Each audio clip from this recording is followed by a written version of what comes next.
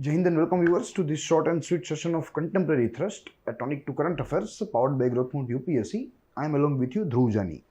इस श्रृंखला के तहत हम लोग जो समसामयिक विषय होते हैं, जो महत्वपूर्ण होते हैं हमारी परीक्षा दृष्टि से व सामान्य दृष्टि से, उनका अध्ययन करते हैं, उनका विहंगावलोकन करते हैं, यानी कि एक ओवरव्यू लेते हैं। आमतौर पे यहाँ जो विषय लेते हैं वो गहरे होते हैं, विशाल होते हैं, तो इसलिए हम लोग यहाँ एजेंडे के तहत इन चीज़ों को समझने का प्रयास करते हैं। आज भी एक ऐसा टॉपिक के साथ हम लोग आपके सामने हैं, जो टॉपिक है लोक अदालत का। लोक अदालत में जो आज नंबर ऑफ केसेस डिस्पोज हो रहे हैं, रिजोल्व हो रहे हैं, क्या उनके सामने जो जस्टिस डिलीवरी हो रही है उसकी जो क्वालिटी है वो क्या मेंटेन हो पा रही है, या क्वालिटी का बलिदान देकर यहाँ गति जो है वो बढ़ाई जा रही है, इसका विश्लेषण हमें आज यहाँ करना है। आज हमारे पास एजेंडा मौजूद है, जैसे आपके स्क्रीन के ऊपर है। देखिए 3 चरणों में आज यह उपाख्यान में हम लोग बात करने वाले हैं। सबसे प्रथम रहेगा लोक अदालत के बारे में कि लोक अदालत दरअसल है क्या, किस प्रकार का मैकेनिज्म है, इसका उद्भव कैसे हुआ, पूरी जो डेवलपमेंटल थियरी है वो देखेंगे। फिर बाद में इसकी ऑपरेशनलिटी देखेंगे कि आज अगर लोक अदालत भारत में है तो क्या उसके मायने हैं, क्या इससे फ़ायदे हो रहे हैं, ठीक है, कैसे ये मेन स्ट्रीम जुडिशरी को एक प्रकार से एक मदद कर रहा है, इत्यादि चीज़ों की चर्चा वहाँ करेंगे। और आखिरी में वे फॉरवर्ड यानी कि आगे की राह देखेंगे। तो फट से शुरू करेंगे। सबसे प्रथम अबाउट लोक अदालत हमें देखना है। देखिए लोक अदालत का जो कॉन्सेप्ट है वो भारत में 1995 से स्टेचुटरी हुआ, यानी कि एक प्रकार से उसे कानूनी बैकअप मिला, उसे सपोर्ट मिला। मगर उससे पहले भी जब यह स्टेचुटरी इसको रिकॉग्निशन नहीं मिला था, इसको मान्यता नहीं मिली थी वैधानिक रूप से, तब भी यह ऑपरेशनल था। और इसका सबसे अच्छा उदाहरण है गुजरात के हरिवल्लभ परीख। 1949 में हरिवल्लभ परीख, जो कि एक गांधीवादी थे, इनके द्वारा रंगपुर गुजरात में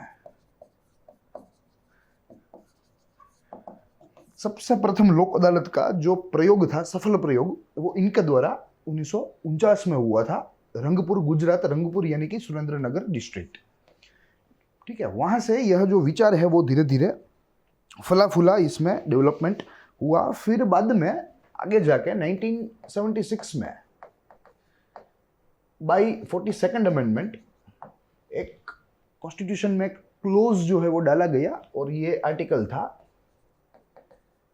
39A, जो कि सबको बराबर रूप से न्याय सेवा जो है वो लेने का अधिकार प्रदान कर रहा था, यानी कि equal justice and free justice. Equal and free justice हम लोग कह सकते हैं, इक्वल एंड फ्री जस्टिस। अब इसे एंश्योर करने के लिए, इक्वल एंड फ्री जस्टिस को एंश्योर करने के लिए, उसे इंप्लीमेंट करने के लिए नेशनल लीगल सर्विसेज अथॉरिटी का निर्माण किया गया, यानी कि संक्षिप्त में हम उसे नालसा कहते हैं। ये बात है 1987 की। और उसके बाद 1995 में यह स्टेचुटरी रूप से, यानी कि वैधानिक रूप से जो लोक अदालत से वे भारत का न्याय तंत्र का, न्याय प्रणाली का हिस्सा बनी। और आज हम लोग लोक अदालत का बहुत ही भरपूर मात्रा में, प्रचुर मात्रा में हम उसका उपयोग कर रहे हैं। देखेंगे सारी चीज़ है, तो ये इसकी एक डेवलपमेंटल गाथा है। अब कुछ तथ्यात्मक माहितियों को समझना है कि कैसे ऑपरेशन करता है यह लोक अदालत। देखिए लोक अदालत दरअसल डेली बेसिस पे भी हो सकता है, मंथली बेसिस पे भी हो सकता है, वीकली बेसिस पे भी हो सकता है, राज्य सरकारों के द्वारा भी कंडक्ट किए जाते हैं, केंद्र सरकार के द्वारा भी कंडक्ट किए जाते हैं। केंद्र सरकार में नालसा एजेंसी जो है वो लोक अदालत का कार्य देखती है। और वहीं राज्य की बात करें तो विभिन्न राज्यों की अपनी जो नेशनल अपनी जो लीगल सर्विसेज प्रोवाइडर्स है, जो लीगल सर्विस प्रोवाइडिंग अथॉरिटीज़ है, वो यह काम देखती है, वो यह कार्य देखती है। और प्रति राज्य में लोक अदालत जो है वे जो है मिलती है, और काफ़ी सारे मामलों का निराकरण करती है, उनका डिस्प्यूट जो है वो रिजोल्व करती है। तो देखेंगे सारी चीज़ है, जो कि हमें यह दूसरे चरण में, यानी कि ऑपरेशनलिटी में हमें देखना है कि लोक अदालत काम कैसे करते हैं। अब 2021 की बात करें तो इस वर्ष की पहली लोक अदालत अप्रैल 10 को मिली थी। अप्रैल 10, 2021 को पहली लोक अदालत इस वर्ष की यह दिन को मिली थी और प्रतिदिन लाखों के जो है आंकड़ों में मामले जो होते हैं वे यहाँ सुलझाए जाते हैं, लाखों के आंकड़ों में।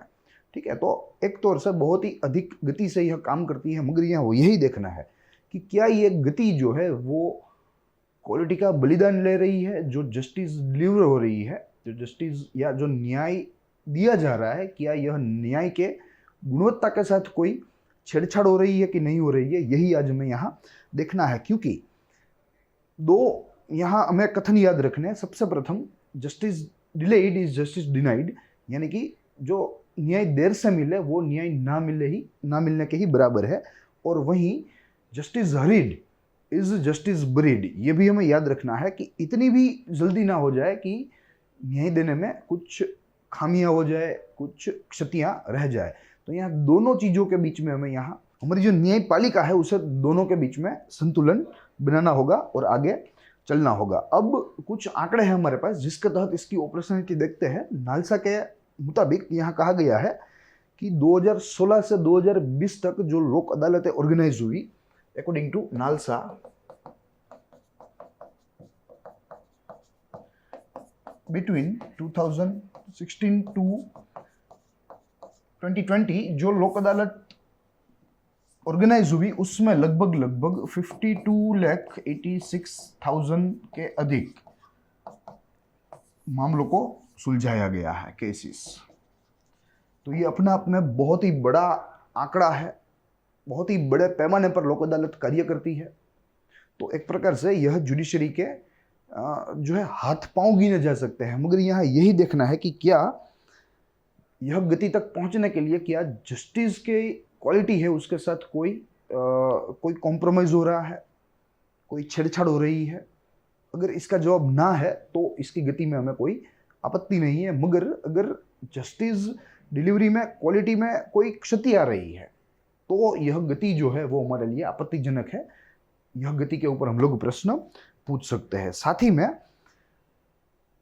जैसे मैंने आपको बताया कि प्रतिदिन भी काम करती है या कोई जगह कोई क्षेत्र में प्रति माह यह ऑर्गेनाइज होती है या फोर्टनाइटली ऑर्गेनाइज होती है, यानी कि प्रति 15 दिनों में। मगर अगर एक दिन की बात करें तो यहाँ एक हमारे पास एक उदाहरण है। फरवरी 8, 2020 के दिन, फरवरी 8, 2020 के दिन एक ही दिन में पूरे देश में जहाँ जहाँ लोक अदालतें हुई थी, यह पूरे देश को मिलाकर लगभग 11 लाख से अधिक मामलों को सुलझाया गया एक ही दिन में। तो यह बहुत ही बड़ा आंकड़ा है और बहुत ही बड़ा प्रमाण है, वॉल्यूम है, जो कि लोक अदालत के द्वारा लोगों तक जो है मामले सुलझते हैं, लोगों को न्याय मिलता है। तो ऑन फरवरी 8, 2020 लोक अदालत resolved 11 lakh plus cases। तो ये अपना आप में एक बहुत ही बड़ा फिगर है।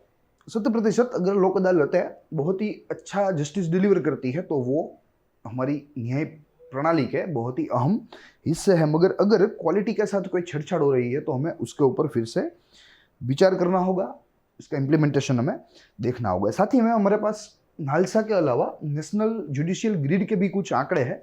नेशनल जुडिशियल डेटा ग्रिड जो होती है उनके द्वारा भी जो सार्वजनिक आंकड़े किए होते हैं उनका हमने यहाँ कुछ रेफरेंस लिया है, जिसके तहत कहा गया है कि डिस्ट्रिक्ट कोर्ट और तालुका कोर्ट में लगभग 16.9% जो मामले हैं वे 3 से 5 वर्ष पुराने हैं।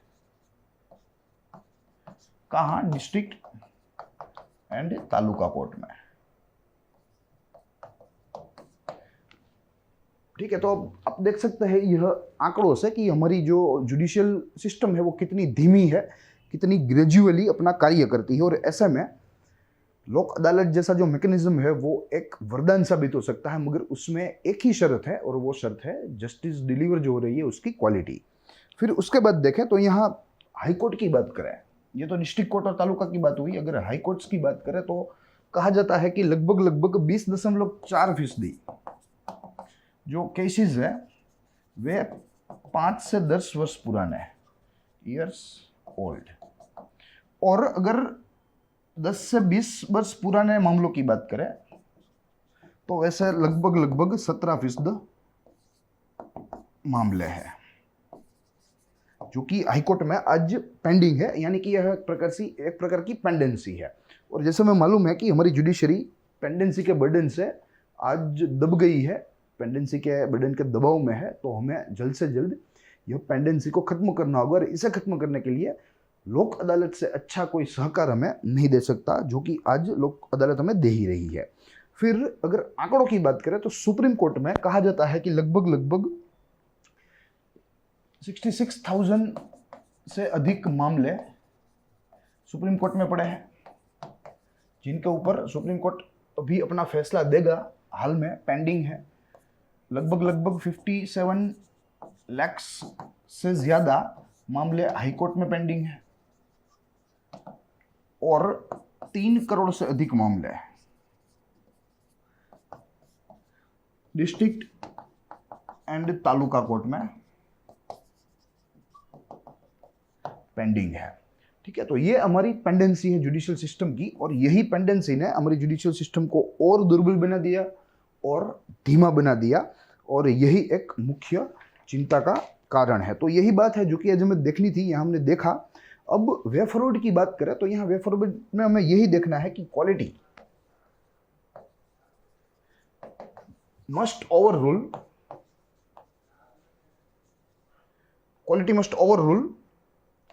स्पीड,